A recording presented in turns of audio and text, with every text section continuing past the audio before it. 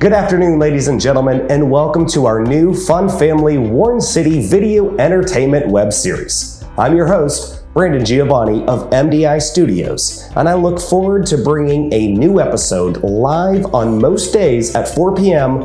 on this Warren Fan Facebook page. We know our kids and community are being asked to stay home, currently underneath the orders because of the coronavirus. And this web series is geared to bring some fun, inspiring entertainment for our Warren community. Back in 2002, my senior year of high school at Harding, I joined their broadcasting class, the WSCN. And little did I know, some 18 years later, the love I found filming and producing videos in that class would create a collection of over 75 video productions based off the City of Warren, Warren City Schools, or Warren City Sports. With each hype video or storytelling video I produced, I always strive to display Warren and Warren City Schools in a positive, inspiring production. From my first video, back my senior year, the 2002 Warren vs. Massillon Tigers, the Rebirth music video, to the Mario Manningham Warren, Ohio Super Bowl video that played before his first Super Bowl appearance, or the Warren, Ohio NFL player tribute video, to the Warren City Schools 20 Under 20 short documentary. And let's not forget, over the 8 years of producing stadium entertainment for Vollenhoff Stadium. Each episode will approximately be 30 minutes long and will feature 3 to 5 hype videos from my collection. Some videos will even have some fun bloopers and a little bit of an introductory commentary from myself on the reason and inspiration behind making that video. Plus, with each student, staff, teacher, or parent I have interviewed over the years, I always ask them one question: why do you love Warren City Schools? And we'll share a few of those answers on each episode. I hope this web series will bring pride, excitement, and fun family entertainment to our Warren community during this stay-at-home order time in our nation. So join along with us. Like, comment, and share our video series. Thank you.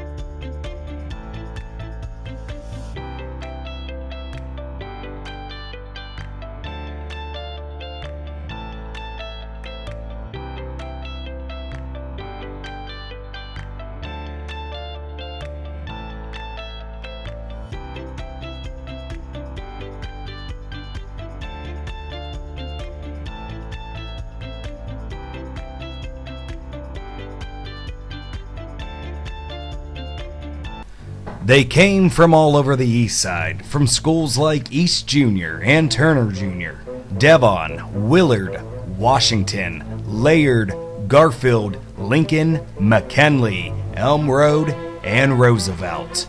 They dominated 7th and 8th grade football. And I watched these kids from junior high at East Junior, and I watched them and I knew then that they were really unusual. We knew back from the 7th and 8th grade that we were something different, something unique, something special. They would go on to create one of the greatest football teams in Warren history. I loved watching the Panthers play as I grew up, and I knew I was going to put that hat on someday. And I knew with this group of guys, we were going to win a championship. On November 22nd, 1974, at the Akron Rubber Bowl, the clock struck 0 and the Panthers would bring home their second championship in 4 years. Oh, it was phenomenal. I mean, people were coming over the sides from the seats. They were running out in the field, grabbing each other, picking people up, falling on each other. It was phenomenal. Coaches are jumping up and down. I mean, elation. I mean, it's a dream. You know, it's a dream as a kid to go and play for the team that you watched when you were growing up. And now you are on that team with a bunch of other guys that you grew up with and known, and you win a state championship. That's at that time a dream come true. They are the 1974 Class AAA state champions. They are the Warren G. Harding Panthers. Kickoff to the 1974 championship season started well before Game 1 of '74. We knew back from the 7th and 8th grade that we were something different, something unique, something special, because as East Junior we went undefeated as 7th graders, 8th graders, not only in football but also in basketball. We had some fantastic athletes. And we just knew that maybe perhaps the combination was right. And then entering our freshman year, we were undefeated as freshmen. Sophomore year, we were undefeated also, and a lot of our skill players went up to the varsity to play. And back then, they had freshman, sophomore, JV, and varsity teams.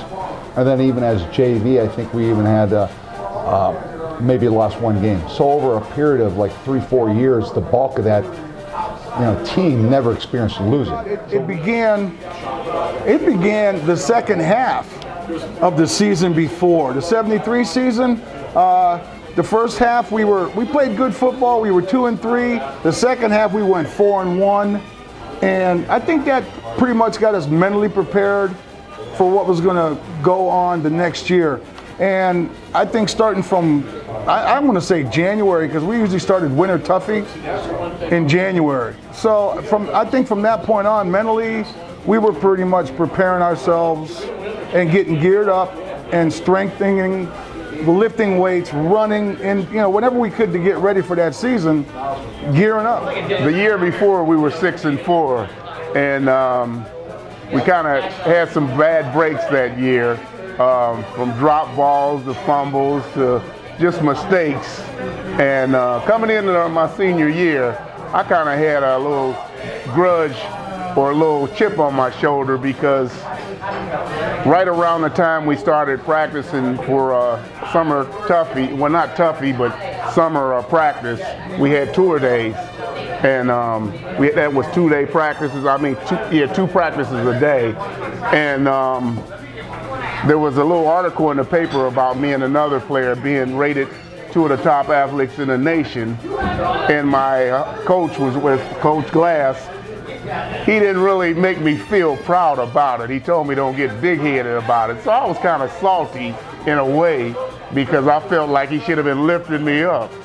But, leading into my senior year, I felt like we had a chance to really prove something or be something special. The 71 team was a very, very special team. Them obviously the first state championship, but the 74 team held a special place in my father's heart. He had a lot of characters. They had KD, they had Kelton Dancer, they had Rich Bird, they had Jimmy Valentine, Buck McCoy, Sport, Zambelli, Tommy Day, and I could just keep on naming them. But they were very special to my dad's heart. I think that was his favorite team out of all the Harding teams that we've had. Well, if you take a look at just conditioning, that was a critical part of it.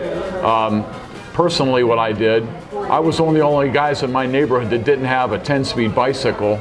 I had a small sprocket bicycle, but I had to keep up with all these guys. So I had these incredible sports legs after riding a small sprocket bike all summer long, and it paid dividends for me during preparation for the season, because I had to use those legs a lot that year. Well, my son Danny played for the team in '74, and I watched these kids from junior high at East Junior, and I watched them, and I knew then that they were really unusual. Fantastic bunch of kids at East Junior, and I followed them all the way through. And then, of course, when we went to Harding, they stayed together, and what a terrific bunch of kids. Terrific kids, wanted to play football, wanted to win, and they brought the second state championship to Harding in 1974. Leading into the 1974 season, the city of Warren dominated the state of Ohio in football, with the 71 Panthers and 72 Raiders both winning the state title, and the 73 Raiders losing the state championship. Both teams had good teams. Western Reserve won a state championship, one of the first playoff championships, and then Harding came back in '74 and got one in '74. So that's kind of the relationship, Harding and Western Reserve back then. The city was football crazy back then. The whole city, the whole community knew that Warren, Ohio, both schools were at the top of their game. These are the period of time from '71 through 74, there was nobody else going to compete. You know, whoever won that game appeared in the state championship, and we're not talking about the lowest Class A at the time or Class AA. We're talking about the best of the best. Whoever won that game in 74, 72, 73, excuse me, 71, 72, 73, and also upcoming 74 appeared in the state championship game. That's unheard of. It was just nuts. It was just fantastic. But The Panthers knew what they had and trained all year for the 1974 season. It began the second half of the season before. The 73 season, the first half we played good football. We were 2-3. The second half we went 4-1. And I think that pretty much got us mentally prepared for what was going to go on the next year. And I think starting from, I'm going to say January, because we usually started winter toughie in January. So I think from that point on, mentally, we were pretty much preparing ourselves and getting geared up and strengthening, lifting weights, running, and whenever we could to get ready for that season, gearing up. Because I think there was a feeling after that second half, there was some pretty high hopes. The Panthers started the season off versus John Adams and won 46-0, followed by a victory versus Youngstown South 33-0.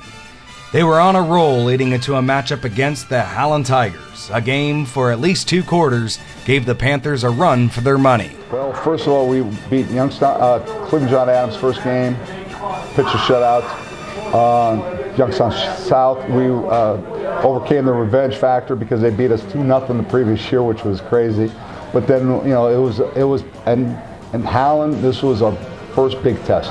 Howland had, I believe, a few guys that we knew personally that were very, very good football players. One, Larry Savage, went on to Michigan State University. Jack Laser was the leading tackler, eventually at Kent State University. So, I mean, they had some excellent talent. And it was crazy. We went back and forth, and it was 0-0 at halftime. And I remember the coaches coming in, and they would challenged us. It was like, are you guys going to let this opportunity to be the best team in the state of Ohio pass you by? But first of all, you got to get past a very, very good, talented Howland Tiger team. You have payback games. Now, people don't like to say they put that on the bulletin board, but they're full of crap, they do. And the big payback game that year was definitely Howland. And if you recall correctly, they had a great team. They had Larry Savage, Laser, I think it was Ed Laser, if I'm not mistaken. But they had a real good football team. And it was a 0-0 at halftime. Opportunity to play special teams. And I asked the coach for that. And he told me, I'll never forget this, Ed Glass told me, he goes, you screw this up, you'll never play again. That was a Howland game. We went in the locker room at halftime 0-0. I came back out, we're kicking off to Howland. I remember, and I'm standing right next to the kicker. I'm the wedge buster. I run down the field.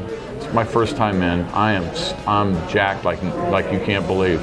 And as I'm running down the field, I look up and I know the guy that's catching the ball. His name's Jim Verbanek, was a running back. I look down the field. He's 10 yards away from me, and his eyes are still up in the air. It was like, I felt like the crosshairs were right on his chest. As soon as I hit him, all I remember hearing was ball, ball, ball, ball. We recovered the ball. Subsequently, 2 plays later, we're up 6-0. Howland had beat us the year before, so I couldn't figure out why we couldn't put it together until the second half. It was just keep punching and keep punching. Eventually, something would give. And once, it's like a punching bag. You just keep punching it and punching it. Eventually, something will happen, and we turned it around the second half. The Howland game was a good game. They had a good football team. They had a lot of guys going to Division I colleges that year, and we were 0-0 at halftime, and got a good stern talking to at halftime, and came out and played lights out. And I just remember the feeling coming out of the locker room was just amazing. It was so different than the first half. It was just flat maybe. Come out flat. Second half we came out strong, win 30-0. The next week, the Panthers faced off against Steubenville and won 30-6. After the victory, the team focused on winning the Battle of Warren, Ohio. The biggest game of the season, regardless of what was going on. That was just the biggest game. Everybody in the city was involved. Everybody, well, houses being egged, I wasn't allowed to decorate because my parents would make me clean it and I wasn't going to. So it was just, you couldn't explain the height of excitement in the city. And you just knew that it came down to one Friday night. And luckily we were the ones on top. Reserve and Harding were comparable. They were very good. They knew then whoever took that game would probably go on to win the championship. But that was quite a rivalry between Western Reserve and Harding. Sing a song about the river rats. We called Western Reserve, we called, the junior high schools, we called them river rats. And we would sing songs like being in the 9th and 10th grade, we would have to ride the yellow buses and we would sing songs after a victory about river rats and stuff like that. And then the kids from the other side of town, whenever I would run into them, they would let us know, hey, we're going to beat you guys this year. So it was always something special to play Western Reserve. East side, west side, it tore the city apart. Usually for 51 weeks out of the year, they were very, very tight. But especially for that 1 week, it got crazy. Egg throwing, tomato throwing, people, everybody on edge. Remember, everybody worked at Republic Steel or Copperweld, Ohio Lamp, Packard Electric, Lordstown, and there was fights, there was disagreements because it was the game. When you played Western Reserve, you were talking about a battle of wills. It was just a great offensive and defensive performance, great special teams. The whole team played well. There wasn't a letdown on any specific aspect of the game. Special teams, offense, defense. They just played well and beat a very, very good Western Reserve football team. After losing the previous 2 years, the Panthers would beat their West Side rivals 20-6 and become one step closer to the championship. The Panthers would go on and become 7-0, beating Alliance 40-8 and Cincinnati Taft 55-0. This led to Week 8 action against the Massillon Tigers. Massillon, enough said on Massillon. To be able to beat them anytime is an accomplishment in itself. And we had them coming in. And in fact, at halftime, they were up 10-6. Like, here we go. We're coming down to the last part of the season. We're a little banged up or whatever, but it's like, oh, we got to take it up a notch. And the coaches got it in our faces. They made it obviously clear that we have to do what we had to do. Well, that was a special game for me because playing special teams, my specialty was blocking punts. And I blocked a punt that game, and I think that was right before the half. I blocked a punt. In the second half, we came in rolling. Then along with that, they had this big running back. He was about 250, and we kept pounding him and pounding him and pounding him. And finally, I don't even recall him playing the second half. We had to just perform and execute what the game plan was, and it was one thing led to another, and we were able to win 35-10. After the Massillon victory, the Panthers were looking at not only the championship, but an undefeated season. Dubbed the game, the Panthers would get their first loss of the season versus Canton McKinley. The game. Yeah. From all my years, I've never seen as many people in my life for a game. It was at Canton McKinley Stadium, Foster Stadium. It had to be at least 22,000 people. It was more than any game I saw any pros play because they had a grassy knoll on the side, and those were filled with people. One problem is I can remember is that we got there so early in the afternoon and we were tight as a drum. It seemed like we were ready to go out, and remember the games were played at 8 o'clock at night. I remember we were ready to go out there on the field all fully dressed by like 5:30. To me it made no sense. We were too tight coming out because this was number 1 versus number 2, depending on what poll you looked at, because back then it was either the AP or the UPI. There was no computer rankings. Sister dated Bill Schunkweiler. He dislocated his shoulder that particular game. took him to the hospital by ambulance. But it was just one of those games we just nothing clicked, you know, and it happens. And I think they went on to be a pretty good team themselves. I don't know where they ended up in that year. But my memory there was just, you know, I remember after the game, you know, being depressed, and then, you know, the family, we all went over to Kent Memorial and waited for the results and see how Bill was. And but it was, you know, it was the one loss, and it was, you know, it was great that we were still able to make it in the playoffs. I remember going up on a bus from here. We took 3 charter buses from here up to the game. 20,000 people in the Fawcett Stadium. I know Richburg got dinged up a little bit the first quarter, hurt his shoulder a little bit. I believe it was his right shoulder, his passing shoulder. Didn't go as well as we you know, obviously expected to go. Rock Honus was the quarterback for Canton, and they played an outstanding game. We could say we were dinged up, but nobody made an excuse. They didn't play as well as we should have. They outcoached us, they outplayed us. And like I said, well, obviously we lost the football game. It was a heartbreaker. But I tell you what, you talk about 20,000 people, definitely had the attention of the whole state that day. After the McKinley loss, the bus ride home was a ride no Panther ever wanted. It was sad because it was quiet. Wasn't anybody talking or making any noise like we normally did because we was always winning. So it was kind of a quiet moment. But what was even special after that game was Canton played Massillon, and Massillon ended up beating them. So that put us back in that position, you know, to go for that championship. After a 40-18 victory against the Niles Red Dragons to end the regular season, the Panthers would learn they were headed to the state semifinals. The Moeller game, the hype was high. And going back before that, just to let you know how high and what it was in Warren then, they were scalping tickets. My wife worked in the Warren Harding ticket office, and she worked for a ticket manager called Jay Lacey. And he quit going to church on Sunday because people would hit him up for tickets.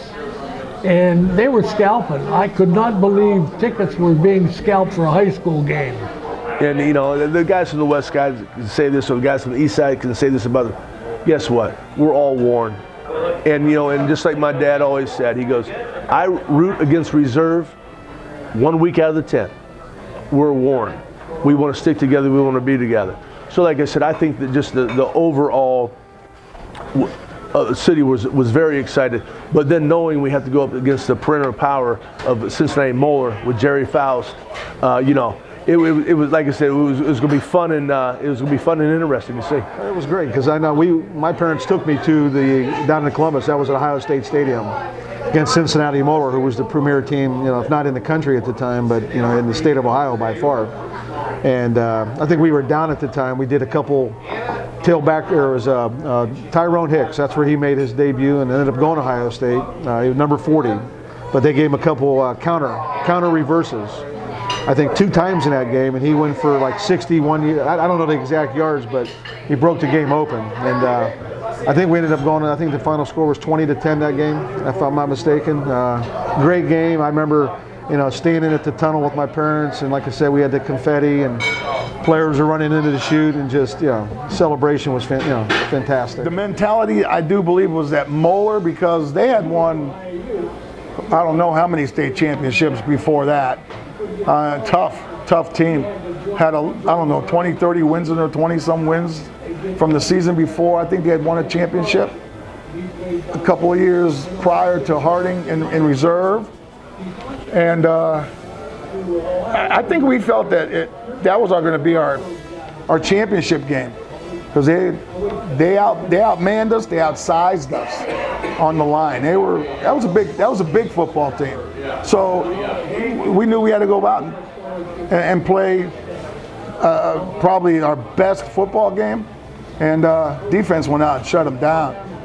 10-6 we were losing, and in the fourth quarter we ran a play called belly two counter, and it's a fake up the 2-hole, the right side of the line, and a gentleman named Tyrone Hicks would come around like a little reverse, and he had the whole left side and scored a touchdown and put us up 12-10, and we were lucky enough to score another touchdown on them, beat them 20-10. So yeah, very, very elated after that game. The new playoff system had only been around for 3 years, and all 3 years Warren had a team in the state championship. After a 20-10 victory over Moeller, the city of Warren found themselves in a very familiar place. The Warren G. Harding Panthers were headed to state. And the city's on fire. And you know, this city became accustomed to being on fire. You had Harding in 74, you had Reserve in 73 and 72, and Harding back in 71. I mean, it was just the greatest times in this city's history for high school football.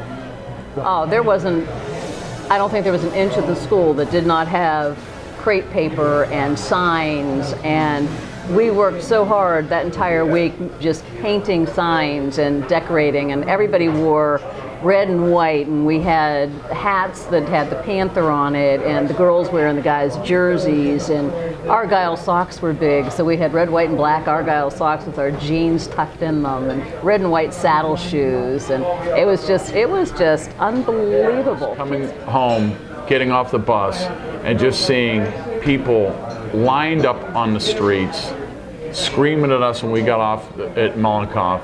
You know, it was a special moment. A lot of us knew that we weren't going to be playing on Saturdays in college football. There were a lot of talented guys on that team. And even if we did play on Saturdays, we were never going to get that kind of reception, that kind of fan spirit that we got when we played on Friday nights here at Warren Harding. On November 22nd, 1974, at the Akron Rubber Bowl, the Warren G. Harding Panthers had one more game to win to put their mark in the history books as champions. We were trying to keep your emotions down. It's a hard thing to do when you know you're going out, and this is the game you've been waiting for a long time. But the emotions were very high, patting each other on the back and grabbing the face mask and bumping heads and getting jacked up. And it was high. The emotions were very high, and knowing that this is what we came to do. Let's go do it, and beat them. Just go do it. This is championship time, and all I remember was I was just so jacked up I couldn't even think straight.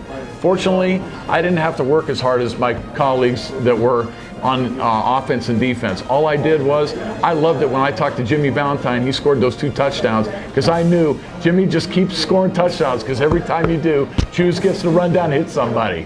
Closer than a lot of people remember. The final score was 41-8, but they took the ball right off the first possession, and they ran it down our throat. They ran the ball, they were running off tackle, and they were getting 5 to 6, 7 yards at a carry, and then I don't know why he decides to pass inside the red zone, and Richard Hall intercepted the ball and ran it back to midfield. And then it was back and forth, back and forth. I think the halftime score might have been 14-8 or something along those lines, and it was a fairly close game. But really what took us and broke the game open with Jimmy Valentine's 2 runs of 74 and 78 yards. The records that stood for 20 years plus, which right then and there, when he ran for those long, and with those long yards, and also with some of the blocks that some of those guys did, one of our deceased members, Tommy Zambelli, and John Hall on that weak side, we knew we had the game in hand right then and there. 3, 2, 1, 0. The final score read, Warren G. Harding 41, Upper Arlington 8. The boys from East and Turner Jr., Devon, Willard, Washington, Laird, Garfield, Lincoln, McKinley, Elm Road, Roosevelt. The boys that dominated 7th and 8th grade football. The boys that were inspired by championship Panther teams before them. The boys just became champions. It was phenomenal. I mean, people were coming over the sides from the seats. They were running out in the field, grabbing each other, picking people up, falling on each other. It was phenomenal. I was so happy. We were all so happy. But being able to be on the field with the team as the mascot and helping cheer everybody on was just unbelievable.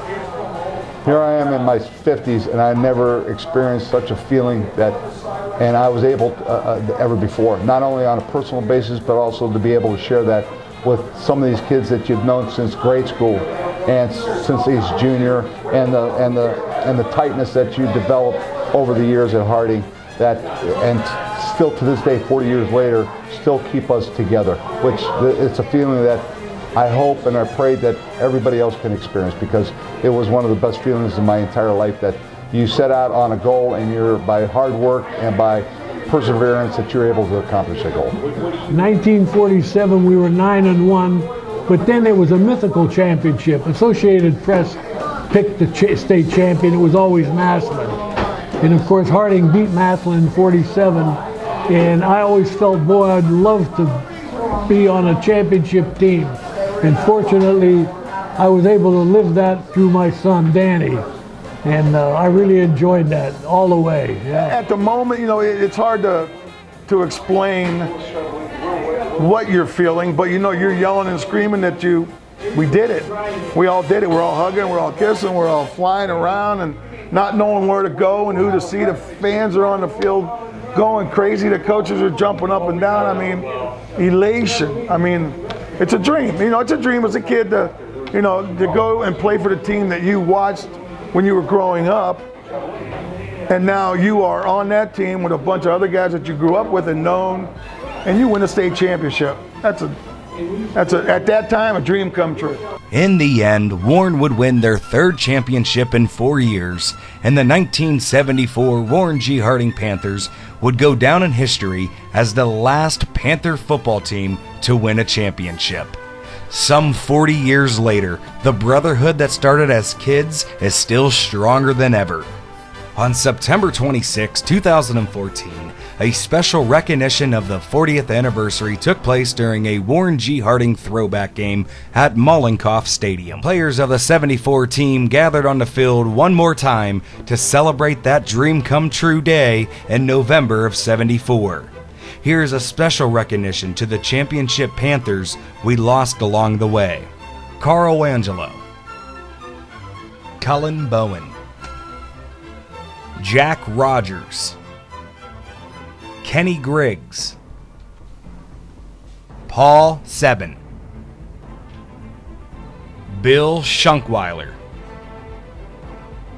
Bill Yavorski, and co-captain Tom Zambelli. Then, now, and forever, state AAA champions, the 1974 Warren G. Harding Panthers.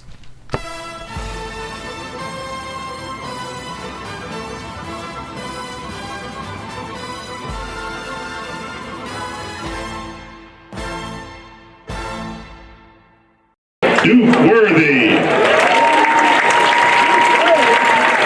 Number 50, Tom Sporich.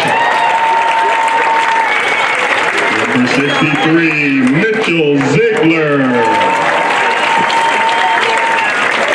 Number 67, Terry McCall.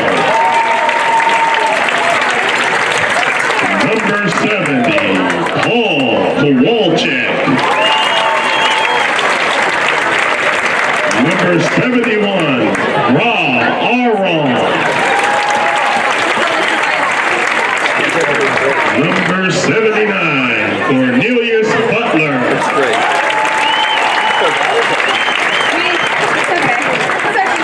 Number 80,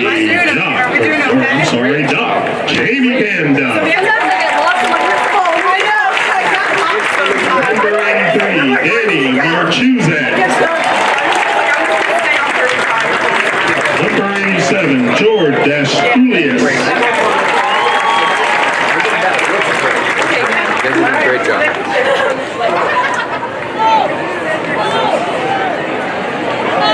Number 25, Gary Angel.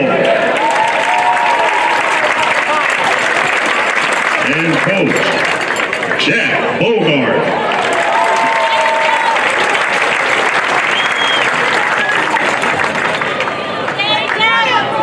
And the original Panther Jim Lewis.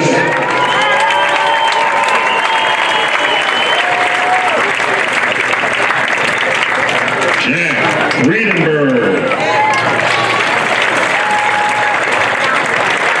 We wish also to give honor to our deceased Panthers. Number 53, Paul Seven.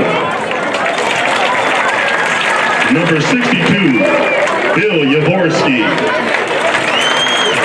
Number 64, Tom Zambelli. Number 89, Bill Schunkweiler.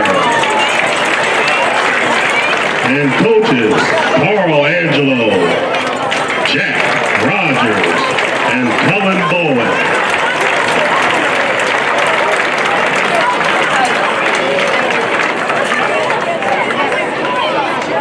Jay Davenport. Ladies and gentlemen, in honor of Tom Zambelli, the Warren Athletic Department presents a framed replica jersey to Tom's sons Mario and Michael Zambelli.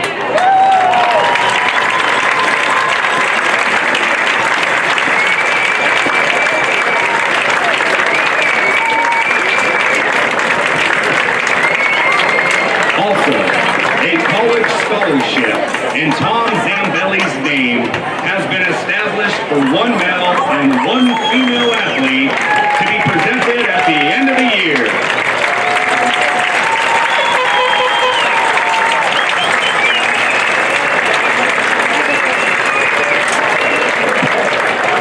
And now, our very own athletic department.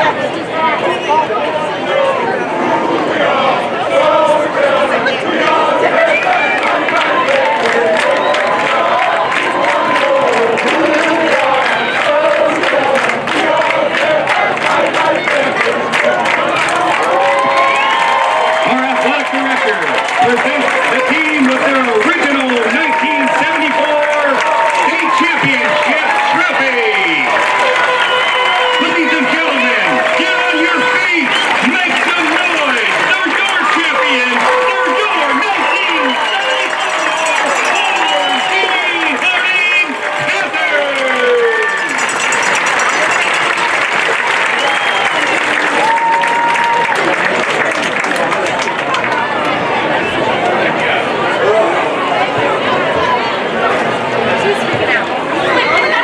Well, you always gonna have plan B, bro. Good job. You just gotta have plan B. I really had confidence in this shape, man.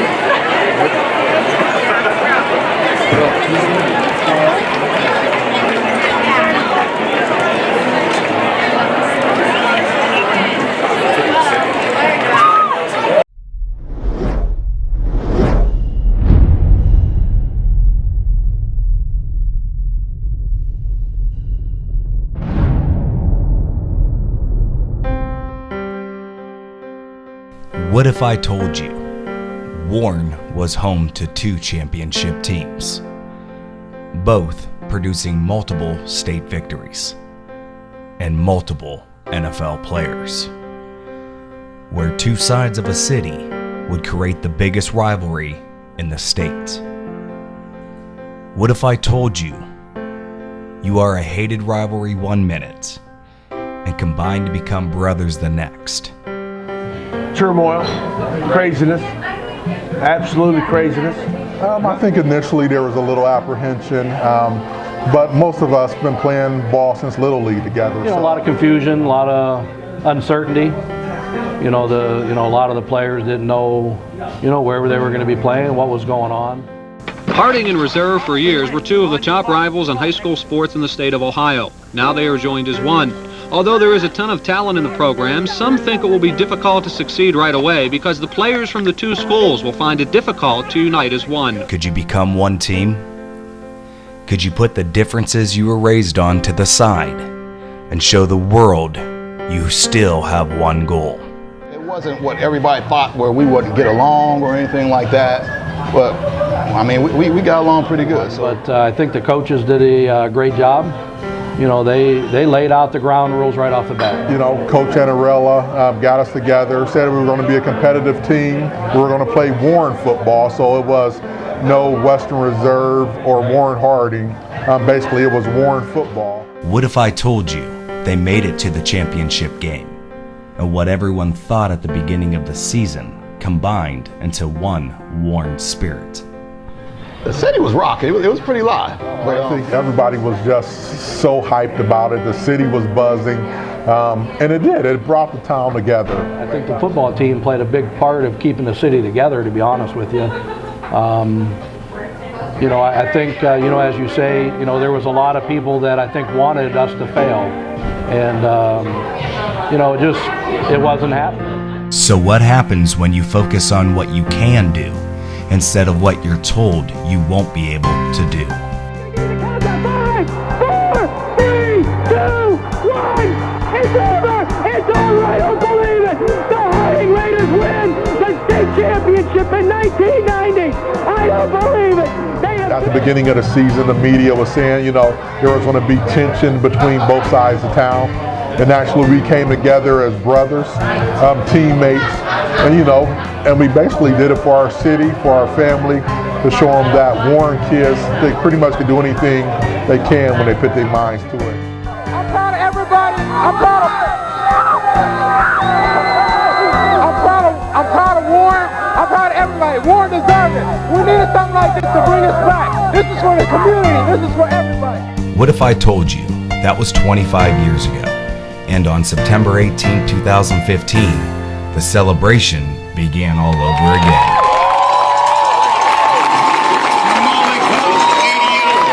Get on your feet. Make some noise. They did it for you. They did it for 15. They are the 1990.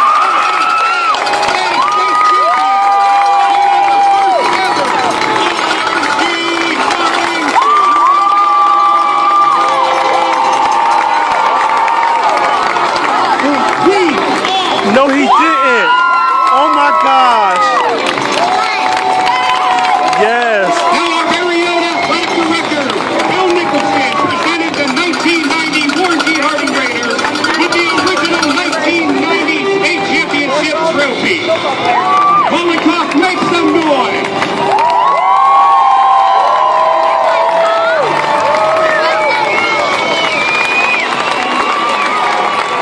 On behalf of anyone that calls Warren home, thank you, 1990 Warren G. Harding Raiders.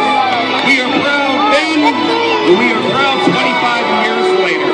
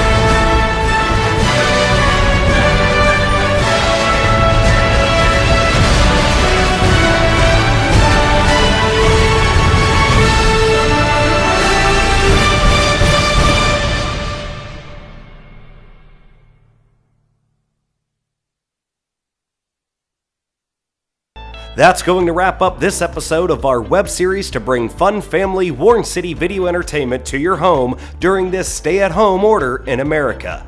Keep checking this site as most days at 4 p.m. we will premiere live our next episode. I'm Brandon Giovannone of MDI Studios saying stay safe, stay Warren strong, stay America strong. Good night and so long, everybody.